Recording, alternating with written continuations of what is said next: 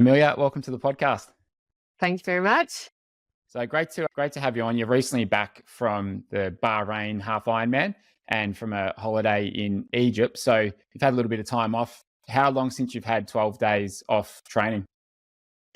Actually, I've had a few the back end of this year, not quite intentionally. We had a little bit of time off in September after World Champs, and then we sort of decided to pump up the back half of the season again. I also got COVID somewhere in the middle there, but it's all worked out. And I think that a week to 10 days you can sort of bounce back from reasonably quickly. And given we've got the whole year under our belt, like there's a lot of racing and a lot of fitness there, you can work with that. So yeah, I'm glad to finish the year really well. It was a great race in Bahrain. It's nice to have a satisfying race to finish the year with. So it's good to be back. Yeah, definitely. And so you find that you respond pretty well to having some of those shorter breaks in between, and you feel like you don't burn out when you do that, because like looking at your results over the last couple of years, you've got great consistency with your race results. So do you feel like that's a part of it? I think there's a lot of learning in it. Over the years, a lot of my training breaks as such have been due to sickness or injury. And in some ways, that doesn't really count as a training break. And if you don't take the break, you often find yourself getting sick or injured. So you've really got to be careful and listen to your body and your coach and take regular breaks. I mean, they're not always planned, but as I said, at the back end of the year, it's when you've got to be really careful. So. Mm. And talk to me about what's your swimming background? Did you swim much as a kid? Actually, I grew up in New Zealand, where swimming is not quite to the same caliber of the Aussie kids who, when they say they can swim, they really mean they can swim. They can probably do 21s on a 120 cycle. So I think I did learn to swim, but that was quite literally, if you fell over a boat, you would know how to swim. And it probably wasn't until I was about 16, 17, where I decided I wanted to do triathlon. And I really worked out I needed to learn how to swim. My first triathlon, I was last out of the water, 750 meters. I think I was 4 minutes behind. So I don't want to do the calculation on how much that is per 100 meters, but I managed to reel myself back in the game. So I thought that if I could learn how to swim, I could actually be okay at the sport. And what's that journey been like for you with your swimming? Because you now sort of find yourself pretty, like, generally, sometimes front pack, at least in that sort of second pack more times than not. So what's been the process like over the last 10 years or so as your swimming has developed and improved? Yeah, it's certainly gone through waves. I was fortunate to have a lot of people that tried to help me when I was younger. I was put in I think it was the youth academy back as a under 19 in triathlon. I didn't have a pathway as a professional athlete in my mind, but I still wanted to get the most out of myself. And the time trial to make the next squad above that was incredibly fast, and I was nowhere near making it. But I sort of joined a swim squad and went back to basics just to try and I had a lot to learn. I distinctively remember I couldn't kick on my side. I just didn't go anywhere. I had no body position, no flotation, no self-awareness. So we did a lot of work with fins and really just being comfortable in the water, because at that stage, I think my association with the water, it was going out on family boat trips or friends' boat trips where I'd get cold and sort of miserable experience. So I needed to reacquaint myself with that. Is there any kind of training that you feel you respond really well to that makes you feel like you're swimming well and it translates well into your races? Yeah, for me, I've definitely been through trial and error on different swim sessions and different environments. And I've certainly found the squad environment is really effective. And there's definitely a reason that most swimmers put themselves in that environment. There's not many elite swimmers that don't swim with a squad. So for me, it's sort of, I like to use the analogy that it just takes away some of the energy of motivation. You set your alarm, you get to the pool and you do what you're told. And it sort of takes out that unnecessary energy you need to build up. It's almost like a free session some days when you're just following everybody around, especially if it's a good environment. Everyone's putting a lot of effort. Everybody's working their hardest. So even if you're not hitting the times that you want to, you're still in there giving it your best. And everyone has good days and bad days. And I think you kind of build each other up. And in that sort of scenario, especially when swimming is there's such small times, sometimes it's just 1 second per 100, which we can get caught up on, but it's really quite small amount of time. Mm.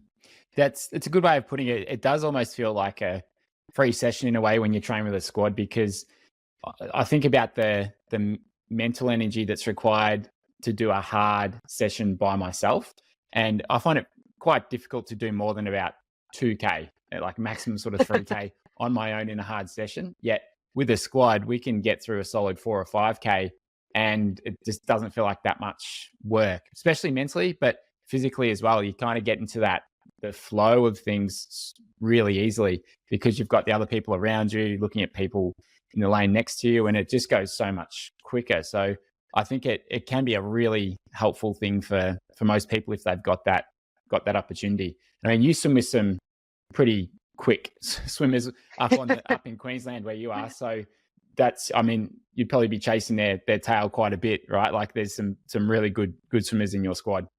Yeah, there's some Olympians. They aren't in my lane. Definitely get that clear. There are a few lanes up, but there's some really dedicated, there's some surf kids, there's a few other triathletes and a lot of swimmers, especially that age group, 15 to 17, that are really on the cusp of making certain teams. And I find their work ethic really inspiring, especially when they're having a bad day and they pull through, and I think that's part of it. We all see each other doing that. And I really think that mental energy is super, super valuable. So we can take a little bit of that out of the equation. It's just smart training. Yeah. Speaking of the mental aspect of it, one of the things that you appear to be really good at from the outside is that you tend to finish really strong. Like you will run over the top of people and just be able to maintain and push the pace all the way through a race. And quite often you're running over the top of people towards the end. Is there anything that goes through your mind that you find helps you perform well? Is there any mantras or anything along those lines that you're thinking of when you're racing? Well, yeah, this year I've unfortunately had a few really shocking swims. And one of my values, I guess, is definitely, it's not over till it's over, and really not letting those little things get to you. You've just got to not be a quitter, keep on pushing through. And in a triathlon is a great example of how that works. You can be quite far down on the swim and it's really easy to, be disheartened and let that get to you.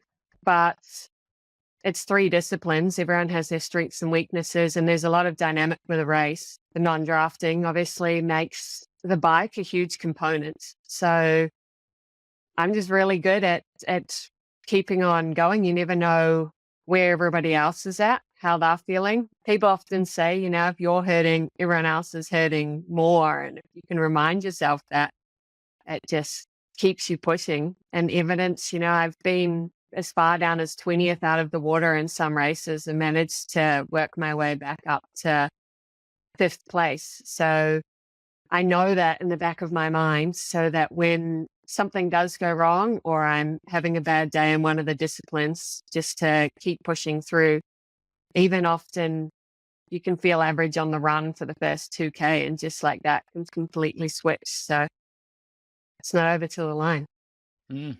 And is there any advice from coaches or other people that has stuck with you over the years that you kind of keep in your back pocket for when times get tough, or just as a general good rule to follow for life?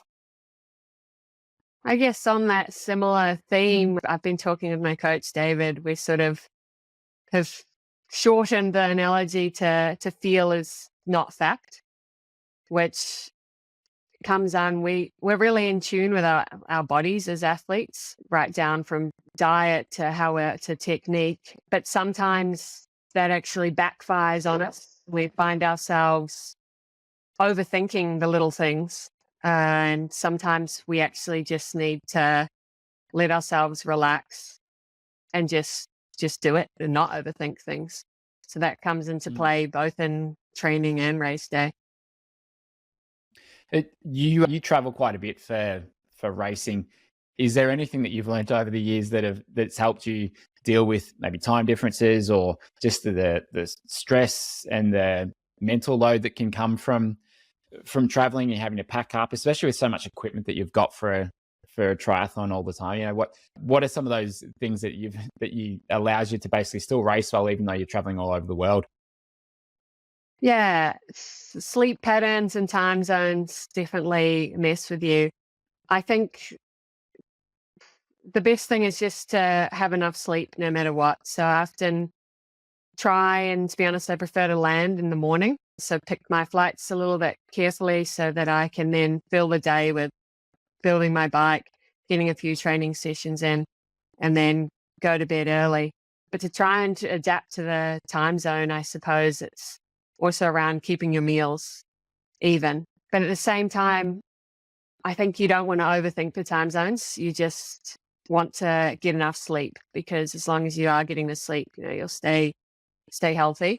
And then working it in with race day. So if it's a morning race, then it's in your best interest to make sure you're going to bed so that you can still get up for that race in the morning come race day.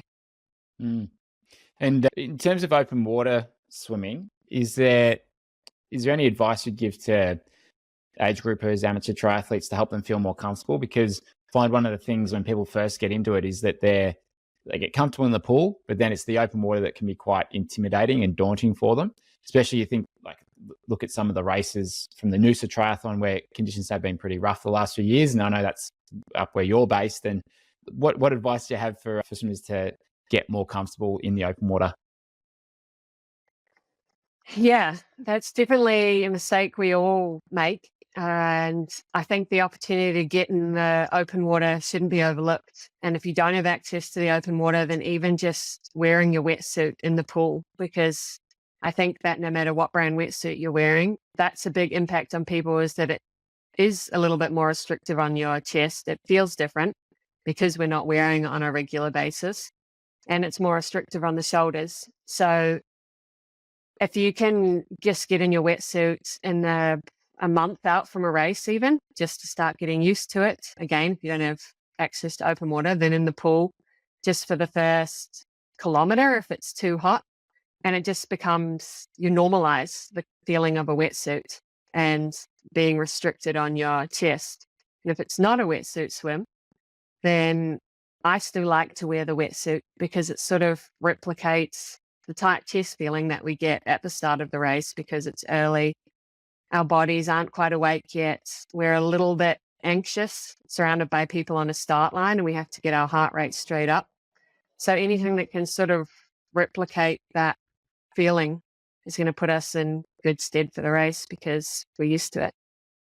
Are there any lessons that you've learned with your swimming or your swim leg of the race over the last couple of years that comes to mind? Anything where you have evolved or changed over that time, where you think, oh, maybe if I knew this earlier, this would have been helpful 5-10 years ago?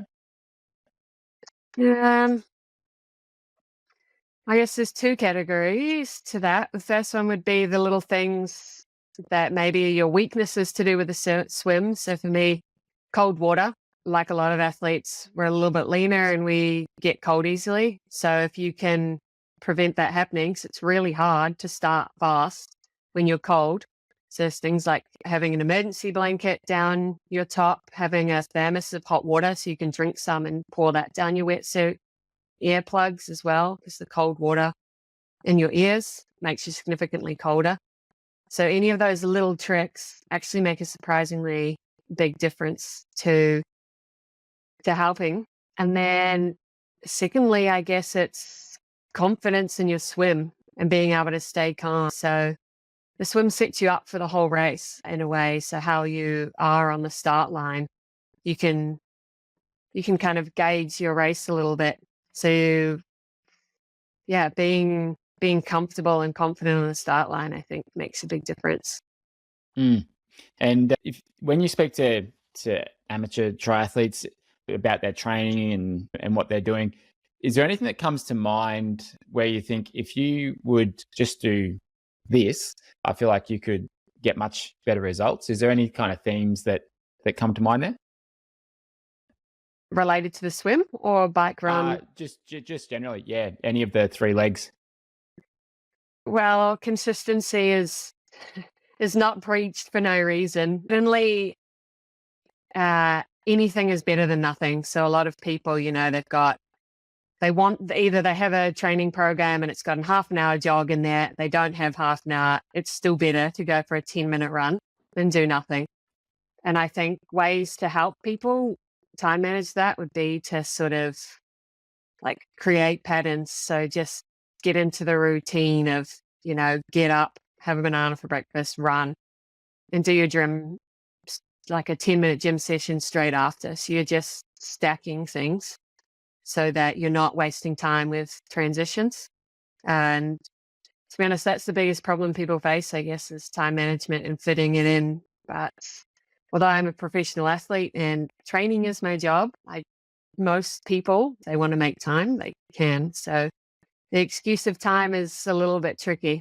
Yeah, I like the thought of stacking things, because often just that the time it takes to get prepared, put your clothes on, put your runners on, get out the door, that can be a good 15, 20 minutes just gone there. So if you're able Yeah. to stack those things together, it helps a lot. And then even Yeah. just getting ready the night before, like for swimming, for example, I'll try and just pack my bathers, my towel, put my bag next to the door. So when I'm a little bit hazy in the morning, I can pretty much just make coffee, walk out the door, and I don't have to think about it. So just trying to be as prepared as possible with those things. It seems to make a big difference. And a lot of, if you look at how much time you spend on your phone, if you look at your screen time, it's like and look, I'm so guilty of this, but yeah, like there's often times to do the things that we really want to do if we really want to find it. Screen time is a really scary statistic, isn't it? I don't even want to look at mine. It's bad, but yeah, it's like, and time of recording this, it's just before Christmas. So I think often we make New Year's resolutions and we kind of feel like we get a fresh start come January. I've been thinking about what would it be like if I actually like just turn my phone off for half a day at least, just to limit that screen time. So check back with me in a few weeks' time. We'll see how I'm going. But that's that would be a nice thing to do. I think just like mentally and just in terms of getting stuff done, or even just getting outside and finding other things to do apart from just get back on the phone when I'm bored. Yeah. And accountability makes a massive thing too. You're a whole lot more likely to go for your ride or any training session if you're meeting someone else or a group to get there. Yeah, that's another great point. And that's the benefit of a squad. And then if you've got someone to ride with as well. Do you normally do a lot of your running and riding solo, or are you training with others? To be honest, I do most of it solo, or sometimes just a few friends. We sort of coordinate if we've got a similar session. But yeah, I guess that's part of being a pro athlete, is trying to get the very most out of yourself. And we all have slightly different sessions, but certainly at this time of year when we're doing a little bit more base training, you can coordinate similar stuff much easily. So it's really good to work with others as well. Is there a particular race memory that's had a big impact on your career? Any sort of standout races or things that have happened over the last 10 years? I suppose my first pro year was 2016, and there was a triathlon team called Tanyapura Pro Triathlon Team based out of Phuket in Thailand. And it was a 6-month contract where you moved over there and they housed and fed us, and we raced the Asian circuit, which that year was about a dozen races around Asia. And that, I guess, was my founding year and my first real professional year that sort of set me up. And there's a lot of good experiences. And I think I learned a lot from other athletes as well, just about what it takes to be a pro athlete. So that was a valuable year, and sort of, I felt sort of risky moving over there, but at the same time, you could just go home if you didn't want to. So it was a good year. Mm.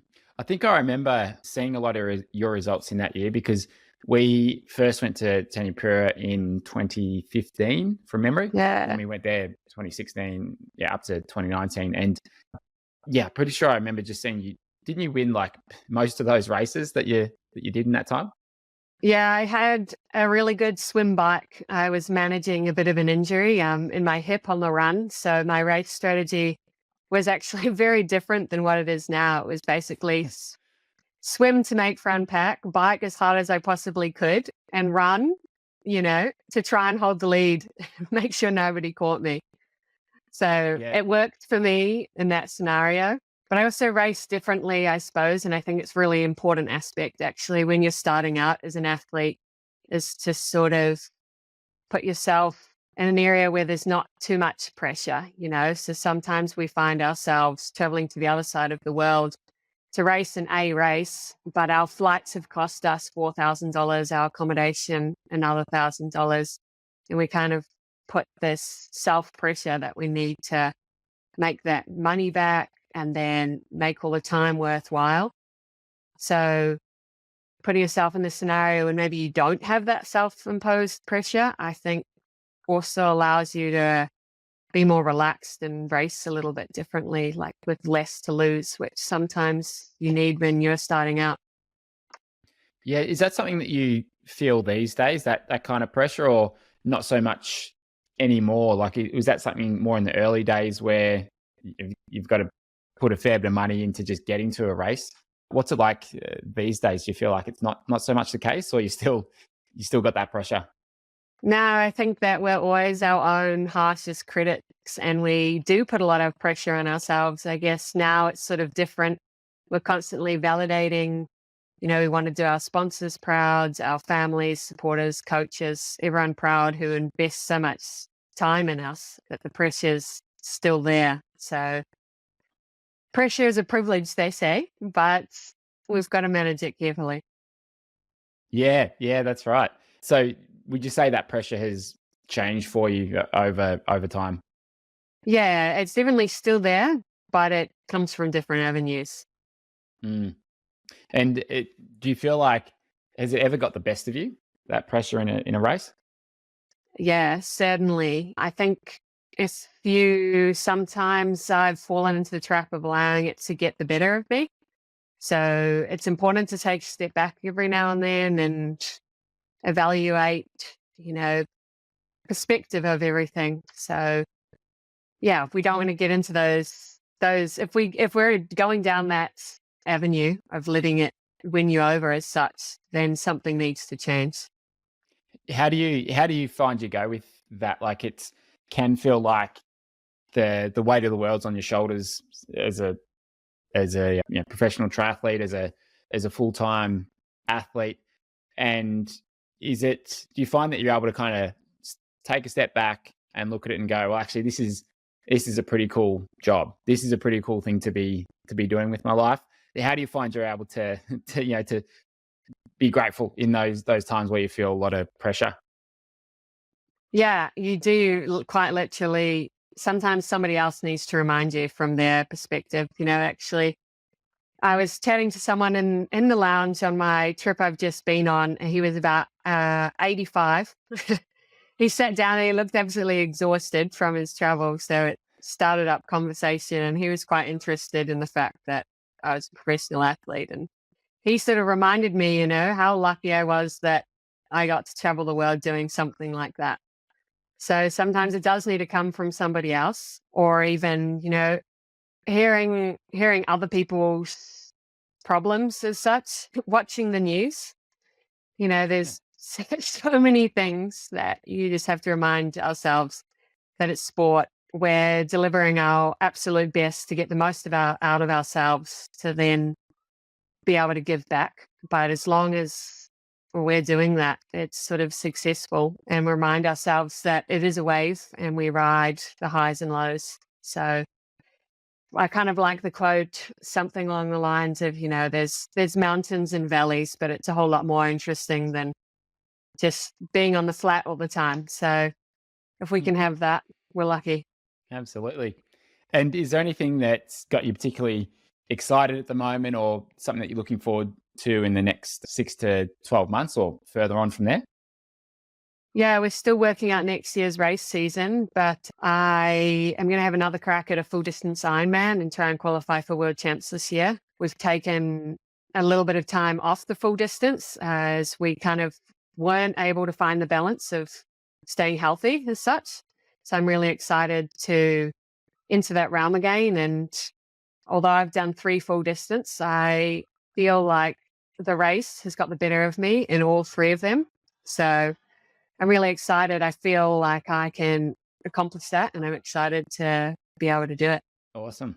And you were saying before the call that's going to be on original home turf over in New Zealand. So do you feel like you know the course pretty well? Do you feel like you've got an advantage at all with that being where you were born, where you grew up?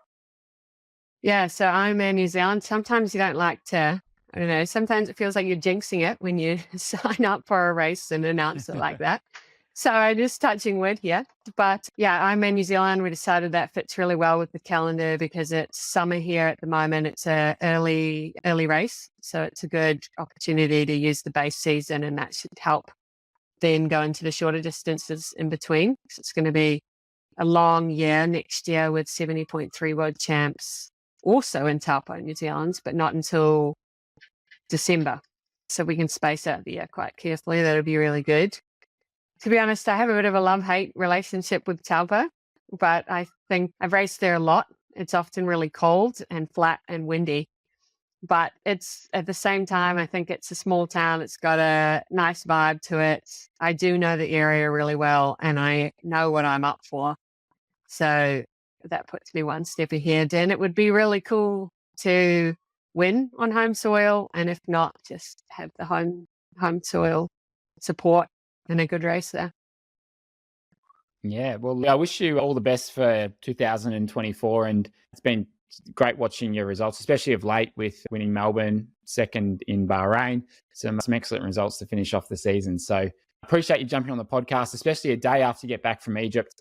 But as you're talking about with travel, it's just like, just get back into your normal sleep times and everything. So you practice what you preach. And I really appreciate you being on the podcast to share all those things that you've learned over the last couple of years as a pro triathlete. Yeah, thank you very much. Back into it. Keep busy, and I think it makes you tired enough at night to fall asleep as soon as your head hits the pillow. So we're going for that. Love it. Thanks, Amelia. Talk to you soon.